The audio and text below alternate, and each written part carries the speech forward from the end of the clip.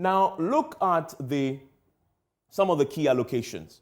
We found one great positive in the allocations to the government flagship programs and to the Office of Government Machinery. There's a positive there because in 2022, there was a 3.1 billion allocation to Office of Government Machinery. All the staff in the presidency, those huge numbers of presidential staffers, they were taken from this, huge, 3 billion.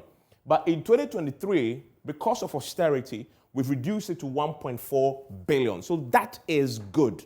And so you see a 1.7 billion CD decrease, right, in how much we're proposing to spend on the president and his office. So that is good. However, if you're in a crisis, do you still maintain your flagship programs and spend more on them? The argument, if you read the IMF own Q&A document, is to suggest that you have to look at this and review to make it more efficient, more cost-effective, and value for money. But yet, we have a situation where in 2022, for free SHS, government budgeted 2.3 billion. In 2023, in this austere year of unprecedented proportions, no year can compare to this in our history, you are proposing to spend more. You are proposing to spend 660 million cedis more on free SHS. The finance minister, when he delivered the address recently, said they will review it. But if you're reviewing it, you should review it to show that you have austerity. That's the show that. The jury's out on that. Then you have planting of food and jobs.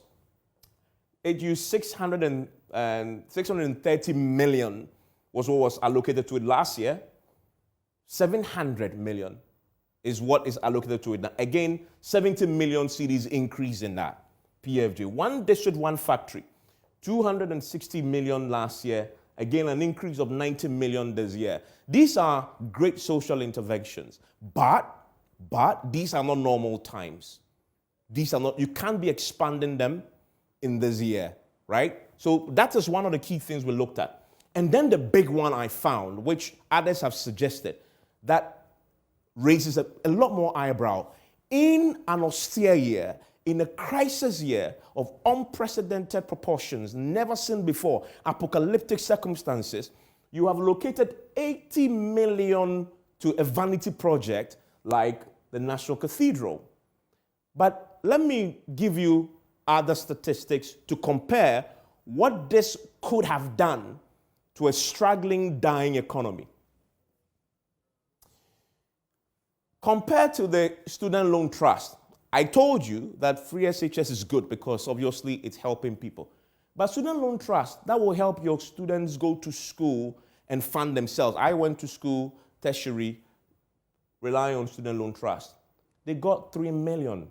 National Cathedral, Vanity Project, 80 million.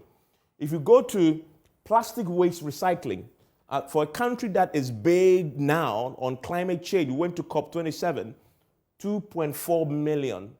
If you look at Green Ghana Project, another great investment that will bring us, if you look at the climate finance, billions of dollars, you're spending only 2.5 million there, but giving 80 million to a Vanity Project to build a cathedral.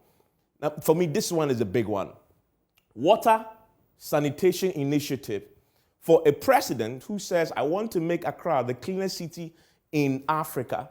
He is allocating 74.48 million cedis to water and sanitation initiatives, but allocating 80 million to a vanity cathedral construction.